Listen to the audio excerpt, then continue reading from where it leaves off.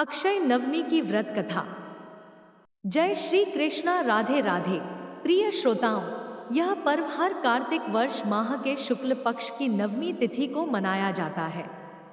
इस दिन धन की देवी मां लक्ष्मी और जगत के पालनहार भगवान विष्णु की पूजा की जाती है। साथ में शाकाहारी पेड़ के नीचे का खाना भी खाया जाता है। इस पर्व को शाकाहारी नवमी और मनोकामना नवमी भी कहा जाता है। धार्मिक मत है कि नवमी के दिन भगवान विष्णु और मां लक्ष्मी की पूजा करने से लेकर सभी भक्तों की मनोकामनाएं पूरी होती हैं। अगर आप भी भगवान विष्णु की कृपा चाहते हैं तो अक्षय नवमी के दिन विधि विधान से लक्ष्मी नारायण जी की पूजा करें। साथ ही पूजा के समय व्रत कथा अवश्य पढ़ें। एक समय की बात है, यमुना नदी के पहाड़ी पर स्थित एक गांव में राम शर्मा नाम के एक धनवान ब्राह्मण रहते थे। वह बड़े परिश्रमी और दयालु स्वभाव के थे। दान पुण्य करना और दीन दुखियों की मदद करना उनका नित्य कर्म था। ब्राह्मण के कृष्ण और धनंजय नाम के 2 पुत्र थे। ब्राह्मण अब बूढ़े हो गए थे, इसलिए गृहस्थी का कार्य पुत्रों को सौंपकर वन में तपस्या करने चले गए। वन में कुछ समय रहने के बाद उनकी मृत्यु हो गई। उनकी मृत्यु के बाद दोनों पुत्र गलत राह पर चलने लगे। भोग विलास और शराब में उन्होंने सारा धन खत्म कर दिया और जब घर में धन नहीं बचा तो चोरी डकैती करने लगे। एक दिन रात में वह दोनों किसी घर में चोरी कर रहे थे कि राजा के सिपाहियों ने उन्हें पकड़ लिया। सिपाही उन्हें राजा के पास ले आए और राजा ने दंडस्वरूप उन दोनों को देश से निकाल दिया। राज्य से निकाल दिए जाने के बाद वे दोनों वन में रहने लगे। लेकिन दुर्भाग्यवश एक दिन एक सिंह ने उन दोनों को मार डाला। मरने के बाद दोनों यमलोक पहुंचे, जहां उनके कर्मों का फल मिलना था। पूरा लेखा जोखा करने के बाद चित्रगुप्त ने कृष्ण को नरक में डालने और धनंजय को स्वर्ग ले जाने का आदेश दिया। चित्रगुप्त की आज्ञानुसार यमदूत ने कृष्ण को नरक में डाल दिया और धनंजय को लेकर स्वर्ग जाने लगा। धनंजय को इससे बड़ा आश्चर्य हुआ। उसने यमदूत से कहा, है देवदूत, हम दोनों एक ही माता के गर्भ से उत्पन्न हुए हैं। हमने साथ में अत्याचार किए, पुण्य कर्मों की बात भी कभी नहीं की। फिर यह कैसे संभव हुआ कि मैं स्वर्ग जा रहा हूं और मेरे भाई को नरक में डाल दिया गया?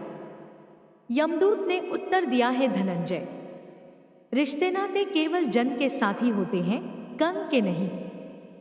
तुम्हारे कर्मों से तुम एक पुण्यात्मा हो, इसलिए स्वर्ग जा रहे हो। एक समय की बात है, तुम कार्तिक माह में अपने आचार्य के साथ उनके वस्त्र और अन्य सामानों को लेकर यमुना तट पर गए थे। वहां तुमने आचार्य की आज्ञा से शुक्ल पक्ष की नवमी, दशमी और एकादशी तिथि में नदी में स्नान किया था और सभी आवश्यक नियमों का पालन किया था। उसी के पुण्य प्रताप से तुमको अक्षय स्वर्ग जाने का फल प्राप्त हुआ है। उधर तुम्हारे भाई ने ऐसा कोई पुण्य नहीं किया, इसलिए वो नरक में सड़ता रहेगा।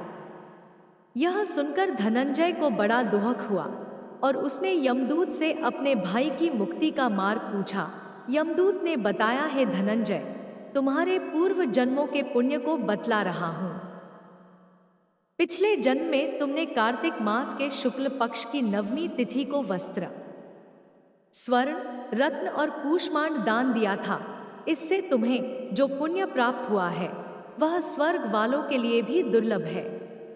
यदि तुम वह पुण्य अपने भाई को दान कर दो तो वह नरक से मुक्ति पा सकता है। यह सुनकर धनंजय ने अपने पूर्व जन्म का पुण्य अपने भाई को दान कर दिया। उस पुण्य दान के प्रभाव से कृष्ण को नरक से मुक्ति मिल गई और वह अपने भाई धनंजय के साथ भगवान विष्णु के परम पद का अधिकारी हुआ। तो यह थी अक्षय नवमी की संपूर्ण कथा। इस दिन वस्त्र, रत्न, कूष्मांड आदि दान करने से उत्तम पुण्य की प्राप्ति होती है। नारद मुनि कहते हैं कि यदि अक्षय नवमी के दिन आंवले के पेड़ की पूजा की जाए तो अश्वमेध यज्ञ से भी अधिक फल प्राप्त होते हैं। इसलिए इस दिन आंवला के पेड़ की पूजा करने का भी विशेष महत्व है। एक दूसरी कथा के अनुसार चिरकाल में सुख समृद्धि की दात्री माँ लक्ष्मी पृथ्वी यात्रा पर निकली थी। उसी समय उन्होंने पृथ्वी पर देखा कि सभी लोग भगवान शिव और भगवान विष्णु की विशेष पूजा अर्चना कर रहे हैं। यह देख उनके मन में भी दोनों देवों की पूजा करने का प्रस्ताव आया। हालांकि दोनों देवों की एक साथ पूजा कैसे की जाए, यह सोच मां लक्ष्मी विचार मगन हो गई।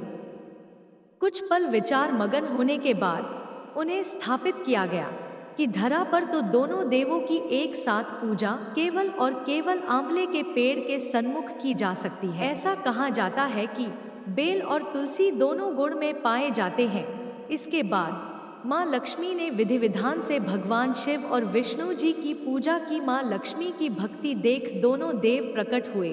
उस समय माता लक्ष्मी ने जड़ी बूटियों के पत्ते से भोजन के मसाले और दोनों देवों के भोजन कक्ष की व्यवस्था की। उस समय से हर कार्तिक वर्ष माह के शुक्ल पक्ष की नवमी तिथि को अक्षय नवमी मनाई जाती है। एक अन्य कथा के अनुसार एक राजा था। वह रोजाना सोने का आंवला ब्राह्मण को दान करता, उसके बाद ही पति पत्नी भोजन करते थे। एक दिन राजा के पुत्र व बहू ने पिता के धन पर ताला लगा दिया और कहा कि अब तुम आंवला दान में नहीं दोगे। दुखी होकर राजा रानी जंगल में चले गए। 7 दिन हो गए, उन्होंने भोजन नहीं किया। नियम के अनुसार जब तक वो आंवले का दान नहीं करें तब तक भोजन कैसे करें। तब भगवान राधा दामोदर जी ने विचार किया कि अगर इनका सत नहीं रखेंगे तो कौन हमको मानेगा। भगवान ने राजा रानी को सपना दिखाया और कहा कि देख, तेरा सोने का महल और सारे राजसी ठाट बाट हो गए हैं। राजा रानी नियम से रोजाना सोने का आंवला फिर से दान करने लगे। इधर पुत्र के यहाँ खाने को भी कुछ नहीं बचा, ऐसी हालत हो गई। उन्होंने सुना कि जंगल में एक सोने का महल है और वहां का राजा रोजाना सोने का आंवला दान करता है। राजा का लड़का और बहू दोनों उस महल में जाकर नौकरी करने लगे। एक दिन रानी ने बहू से कहा, मेरा सिर धुलावा दे। बहू जब सिर धोने लगी तो उसकी आंख से आंसू गिरने लगे। तब रानी ने पूछा कि तू मेरी पीठ पर आंसू क्यों गिरा रही है, क्या बात है, मुझे बताओ। तब बहू बोली, मेरी भी सासू की पीठ पर ऐसा ही मस्सा था, वो भी रोजाना सोने का आंवला दान करती थी। मैंने और मेरे पति ने उनको घर से निकाल दिया। यह सुनकर वो राजा रानी बोले कि हम ही तेरे सास ससुर हैं। तुम लोगों ने तो हमें घर से निकाल दिया, लेकिन हमारा सत भगवान ने रखा। बेटा और बहू अपने गलती पर शर्मिंदा थे। उन्होंने राजा रानी से माफी मांगी और राजा रानी और पुत्रभू सब एक ही जगह रहने लगे। भगवान राधा दामोदर ने राजा रानी का सत रखा, ऐसा सभी को रखना। प्रिय श्रोताओं, आंवला नवमी का पर्व धार्मिक आस्था, परिवार की एकता और प्रकृति के प्रति कृतज्ञता को व्यक्त करता है। यह पर्व न केवल धार्मिक महत्व रखता है, बल्कि समाज और परिवार में आपसी प्रेम, सहयोग और सौहार्द को भी प्रकट करता है। प्रिय श्रोताओं, एक और कथा प्रचलित है अक्षय नवमी के संबंध में। दक्षिण में स्थित विष्णुकांची राज्य के राजा जयसेन के इकलौते पुत्र का नाम मुकुंद देव था। एक बार राजकुमार मुकुंद देव जंगल में शिकार खेलने गए। तभी उनकी नजर व्यापारी कनकाधिप की पुत्री किशोरी के अतीव सौंदर्य पर पड़ी। वे उस पर मोहित हो गए। मुकुंद देव ने उससे विवाह करने की इच्छा प्रकट की। इस पर किशोरी ने कहा कि मेरे भाग्य में पति का सुख लिखा ही नहीं है। राज ज्योतिषी ने कहा है कि मेरे विवाह मंडप में बिजली गिरने से मेरे वर की तत्काल मृत्यु हो जाएगी। परंतु मुकुंद देव अपने प्रस्ताव पर अडिग थे। उन्होंने अपने आराध्य देव सूर्य और किशोरी ने अपने आराध्य भगवान शंकर की आराधना की। भगवान शंकर ने किशोरी से भी सूर्य की आराधना करने को कहा। किशोरी गंगा तट पर सूर्य आराधना करने लगी। तभी विलोपी नामक दैत्य किशोरी पर झपटा तो सूर्य देव ने उसे तत्काल भस्म कर दिया। सूर्य देव ने किशोरी से कहा कि तुम कार्तिक शुक्ल नवमी को आंवले के वृक्ष के नीचे विवाह मंडप बनाकर मुकुंद देव से विवाह कर लो। दोनों ने मिलकर मंडप बनाया। अकस्मात बादल घिर आए और बिजली चमकने लगी, भांवरे पड़ गईं। तो आकाश से बिजली मंडप की ओर गिरने लगी, लेकिन आंवले के वृक्ष ने उसे रोक लिया। इस कहानी के कारण आंवले के वृक्ष की पूजा होने लगी। हालांकि आंवले का वृक्ष औषधीय गुणों से परिपूर्ण होता है। आयुर्वेद में इसके अनेक गुण बताए गए हैं। इसलिए इसकी पूजा का तात्पर्य औषधीय वनस्पतियों का संरक्षण व प्रकृति का सम्मान करना भी है। प्रिय श्रोताओं, कार्तिक महीने के शुक्ल पक्ष की नवमी तिथि को आंवला नवमी का पूजन किया जाता है। इसे कूष्मांड नवमी और अक्षय नवमी भी कहा जाता है। इस दिन आंवले के वृक्ष की पूजा करने का विशेष महत्व शास्त्रों में बताया गया है। इस दिन आंवले के वृक्ष की पूजा कर घी का दीपक लगाकर वृक्ष की 21 परिक्रमा कर कच्चा सूत लपेटा जाता है। इसके बाद आंवला वृक्ष के नीचे बैठकर भोजन किया जाता है और आंवले को प्रसाद के रूप में ग्रहण किया जाता है।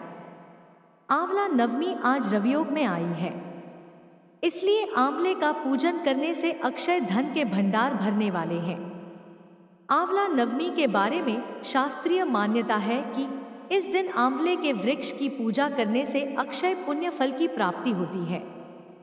इसे कूष्मांड नवमी भी कहा जाता है।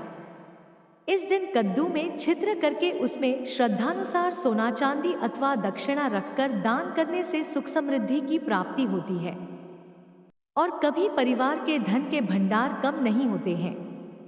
आंवला या अक्षय नवमी के दिन से द्वापर युग का प्रारंभ हुआ था।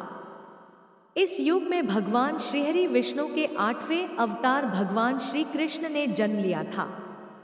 आंवला नवमी के दिन भगवान श्री कृष्ण ने वृंदावन गोकुल की गलियों को छोड़कर मथुरा प्रस्थान किया था। यही वो दिन था जब उन्होंने अपनी बाल लीलाओं का त्याग कर कर्तव्य के पथ पर कदम रखा था। इसीलिए आंवला नवमी के दिन से वृंदावन परिक्रमा भी प्रारंभ होती है। आंवला नवमी के दिन ही आदि शंकराचार्य ने एक वृद्धा की गरीबी दूर करने के लिए स्वर्ण के आंवला फलों की वर्षा करवाई थी। प्रिय श्रोताओं, अगर आपको यह कथा पसंद आई हो तो प्लीज चैनल को सब्सक्राइब और वीडियो को लाइक करिए। धन्यवाद।